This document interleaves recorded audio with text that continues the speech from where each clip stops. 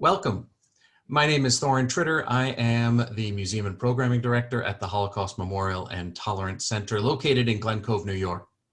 I'm delighted to welcome you to our program today, which marks the opening of a new exhibition at the Holocaust Memorial and Tolerance Center called The Holocaust Through the Eyes of a Survivor's Daughter, Sculptures by Tmima. We're excited by this new exhibition, which opens today, for a couple of reasons. First, this is our first new exhibition since the Corona crisis closed our building down back in March. We have now reopened, although we strongly ask people and urge them to make timed reservations in advance, as we are following strict guidelines about the limits of numbers of people in our gallery. So call up, make a reservation, and then come. There won't be any problem. We will also try and accommodate walk-in visitors, but if somebody's already in the galleries and we've reached our maximum capacity, then we'll have to ask you to wait. So anyway, we're excited to have a new exhibition opening as our building is open. And secondly, this is a powerful addition to our galleries, this particular exhibition. While the artist Tmima has shown her works in numerous exhibitions and is widely recognized for her powerful work, this is the first time any institution has brought together her Holocaust sculptures in one place. And we are proud to be hosting this Holocaust sculpture exhibition. Okay, let's get to our program. Let me introduce a little bit about Tmima. Tmima was born in Vilnius, Lithuania, in the wake of the Holocaust to parents who were both Holocaust survivors. At 16, she was accepted on a full scholarship to the Bezalel Academy of Arts and Design in Jerusalem. And she went on also to win a Cultural Foundation scholarship to travel to Italy and Paris, where she did additional study.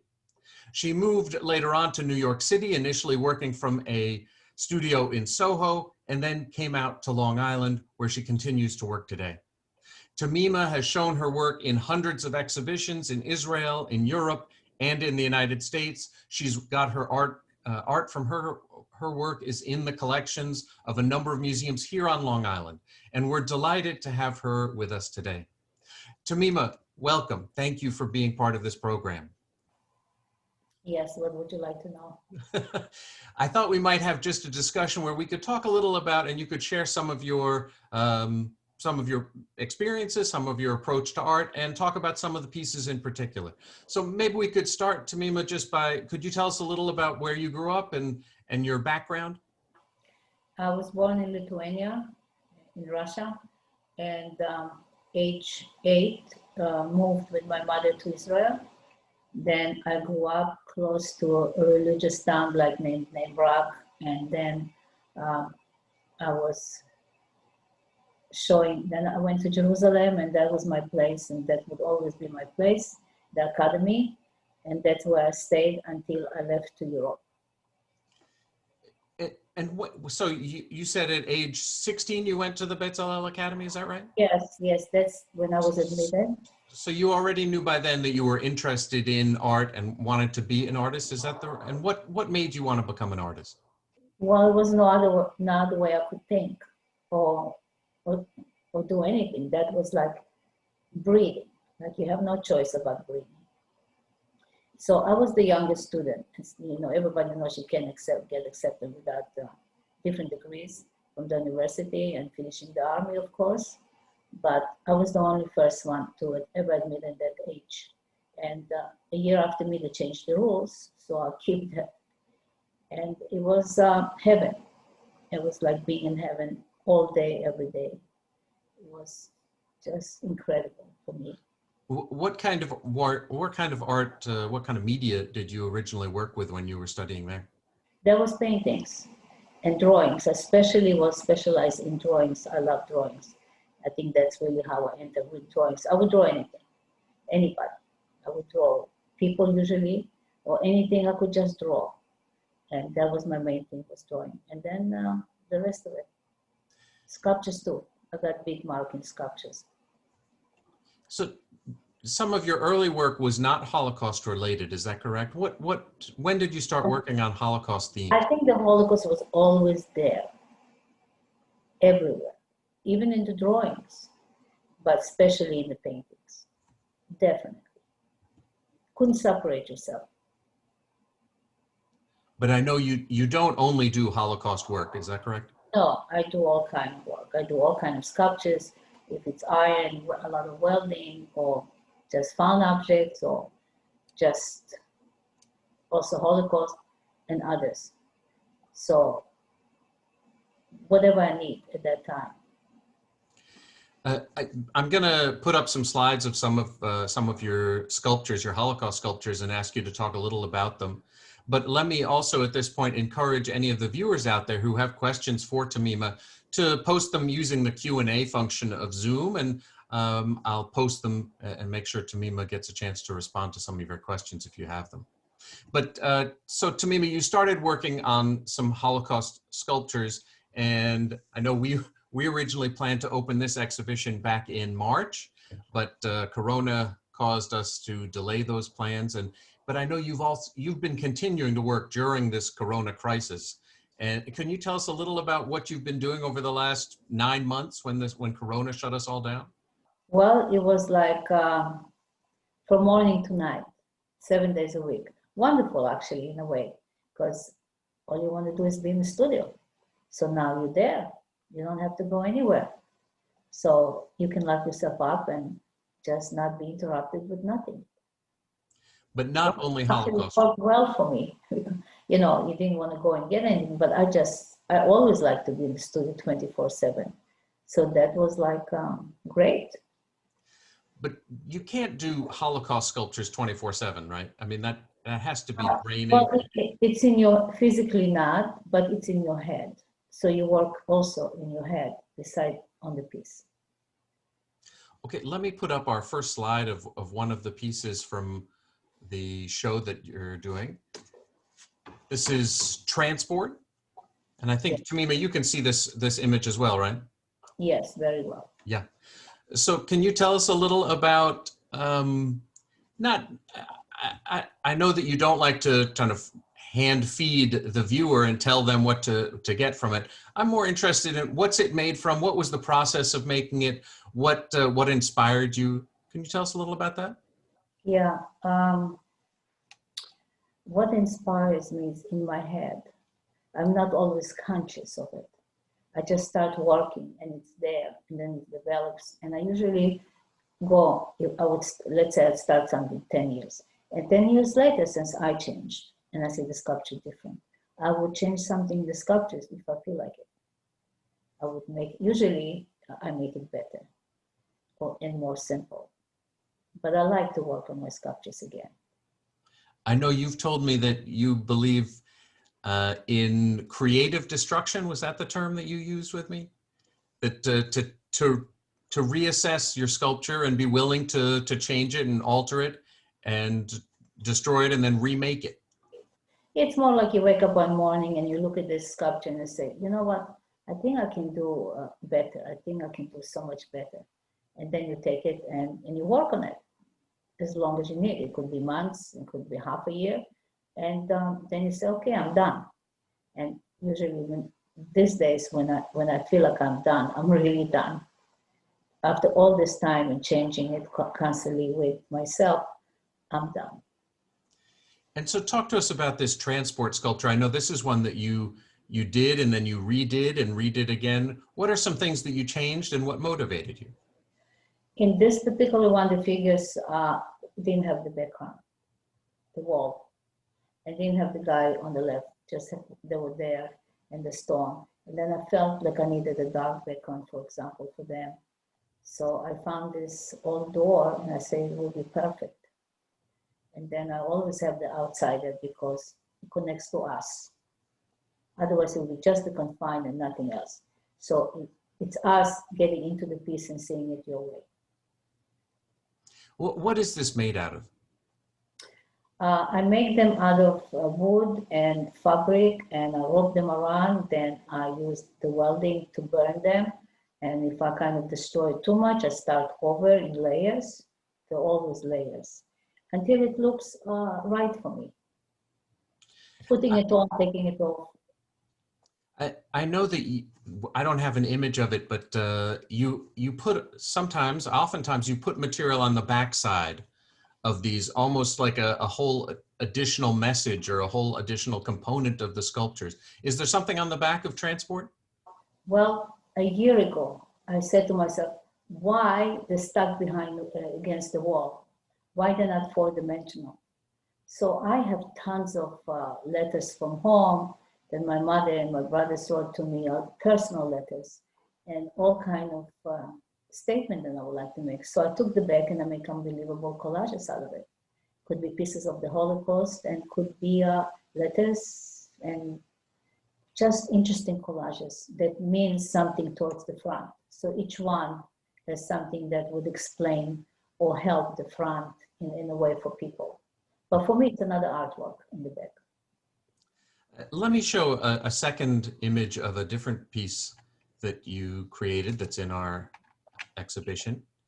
You know, it'd be interesting if you show like the back of this piece also. Yeah.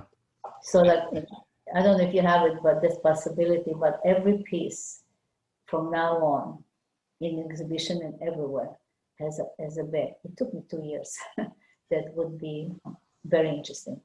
And I know in our gallery, we've arranged it so that people can see many of the backs, right? Yeah. And see them. I don't have images of them, I'm sorry to say, at this point. Although hopefully when we put this up onto our website, we'll get all the backsides as well. Mm-hmm. So tell me about this piece, When Light Pursues Darkness. Well, I sympathize with the guy that's sitting in the cage. I called it the prisoner first. I sympathize because it's like my childhood was kind of in the cage. So I'm kind of him. And there are just people around, not family, because it was only my mother. But that's the reason for this. And fences and things, we were behind the fence. That's how we go out. A lot of your works are almost like little boxes, as this one is. You know, it's got this frame that you create for it, not only the background, but the ground and the foreground has this box around it. What's motivating that? Or was that something that is just, some of your pieces are like this? I'm just curious to hear your thoughts about it. Yes, I also have completely open pieces and I have iron sculptures with that, but it's like a private background that they're stuck in. And the box is them and they are the box. And I feel like we're all like that, especially I was growing up like that. So it's just something I'm very comfortable with and I see myself in it. It's easy. Somebody's asking a question. I'm just going to go back to the Transport. Can you give us a sense about the size of this sculpture? How big is it? It's a large sculpture. I think you have the size in your catalog. It's not small. But it's about what? About 1.5 feet tall? It's like the length of my arm and maybe more. Mm-hmm. So that gives you a sense of the scale. So we're, you know, maybe 1.5 feet, 2 feet tall, and that's, and you know, obviously a smaller width than that. And the When Light Pursues Darkness, this is a smaller piece. Is that right? No, I mean the one we're looking now on. Yeah. Yes. No, it's not a small piece. It's definitely one. Smaller. I meant smaller than the Transport. No, it's not really because it's wider. That's long and thin, and that's more like wide. No, it's bigger in the middle than Transport. Okay. Are the figures standing here supposed to represent particular people? Are they the survivors? Are they victims? You said family members? Actually, well, both. I see myself in each one of them. So I survived, I was a victim, and then I survived. So I'm in all of them. Okay. And if it's more there, it's composition also. But there's always the outsider in every piece. Where is the outsider here? Inside the cage, the prisoner? No, he can't come out. The one in this piece on the right, the one in front of in the corner on the right, that's the one that's leaving, so he probably would survive. Okay. Are there other things that you could tell us about this piece, or that this piece, the message? Yeah, And it's like the covers, I have metal covers that I make them, I make everything in the box that covers half of their body, because I feel like we're hiding behind something always. And then a lot of things, you know, you keep to yourself, and it's comfortable. It's comfortable. It's comfortable to hide stuff. Is that what you're saying? Yeah, it's comfortable to be hidden at least halfway. Yeah. Psychologically, do you know what I mean? Yeah. I mean, the art where all you see is the eyes, you know, they're hiding behind the clothes or behind the mask these days, behind something all the time. But I did it because I did it before that whole thing happened. I did it because it's comfortable, the way I see things. Yeah. Yeah. Let me move on to one more sculpture. There we go. That's entitled The Train. Yeah. Tell us about this piece. Well, it started, I had a couple there standing and like with all the what's left. And then I said, well, I have couples and other ones. I have to do something different. And then, you know, I found this little object and I said, okay, it's going to be the train. So then I did the background. Actually, I did it 5 or 6 times, because when you burn something, sometimes you burn it too much. So I keep gluing it over and over and over again until I got the right expression. And took everything away, just like minimal. And I like it. This one is, I mean, because it's got the name Auschwitz right on it. It's got that the sign over the entrance to Auschwitz right in the background. This is a kind of very direct connection to the Holocaust. Do you see it as meant to be more clearly Holocaust than other works? The other works could be interpreted differently, or they all are connected back? They're all connected, but then when I see like nothing left, it's like my mother. When she was standing all alone, was nothing left for her. All her family vanished, and she had nothing but one uncle in Israel that she went for. So it's like she was talking like that she was all alone with no one, and young. So kind of reminds me of that, of a lot of people that survived. They were standing with nothing, just the clothes on their back. Do you have family members who have seen your art and seen your work on the Holocaust? I'm curious about what their take on it is. Okay, only one. Itzhak. He's talking about Yad Vashem. He survived the ghetto in Vilna, Lithuania, and Kovna, and he wrote a few books about what happened there, and exactly how people die and who died. He's very, very religious. It's Hagi brother, and he's in my mother's funeral. He gave me the book. And he's seen some of your work? He saw some of my work, yes. He saw more of the painting because I started like a painter. The sculptures, he didn't. And what has been the reaction among the people you know to your Holocaust sculptures so far? Well, everybody's extremely moved, but I don't do my art for people.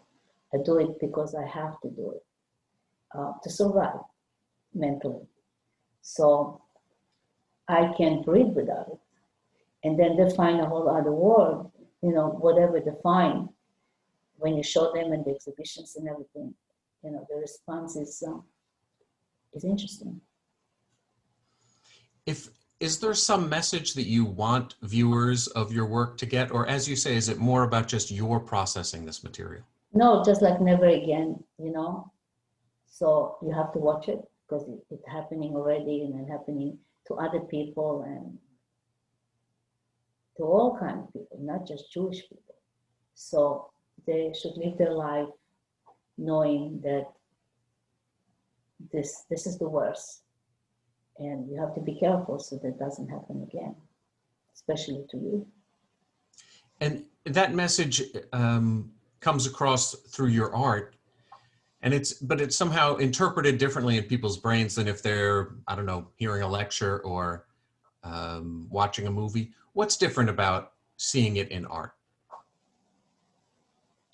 I think you feel it more. And it's surprising because I don't know anybody that does sculptures about the Holocaust. I feel like I don't know anyone. And I know a lot of people, artists and everything, and I always look. It feels like, especially in this time, it feels like I'm the only one.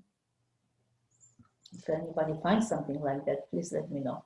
I think there are others, but yours is really quite a powerful collection. And we've got 29 pieces of your sculptures in our exhibition. So what kind of, I mean, I know that we didn't include everything and that there were many more to be included.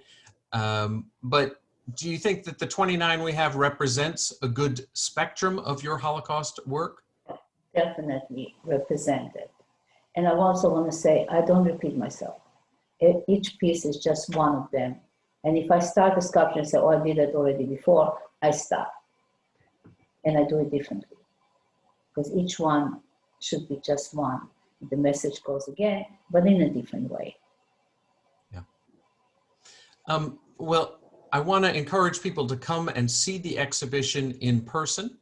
And I want to thank you, Tmima, for taking the time to talk with us on Zoom, which I know is not your most comfortable medium. And but I appreciate you taking the time to do this. I want to also take the opportunity to just put in a plug for some of our other upcoming programs.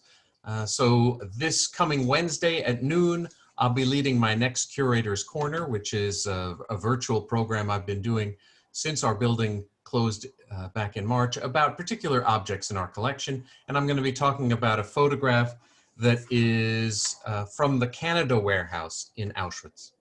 Then on November 11th at noon, in honor of Veterans Day, I'll be hosting a discussion with Rick Beyer, the president of the Ghost Army Legacy Project, to talk about a once secret military unit called the Ghost Army, their accomplishments during World War II, and their connection to both Nassau County and HMTC. I'm going to share a recently discovered Ghost Army flag that's in our collection. And on November 18th at noon, we'll be holding one of our monthly virtual museum tours. We have reopened our museum for self-guided visits, although, as I said, advanced registration is certainly encouraged, but we continue to offer virtual guided tours because we know visiting in person is not always possible for everybody. Okay, well, thanks everybody for chiming in and participating in our program today, and I hope you have a wonderful afternoon. Thanks very much.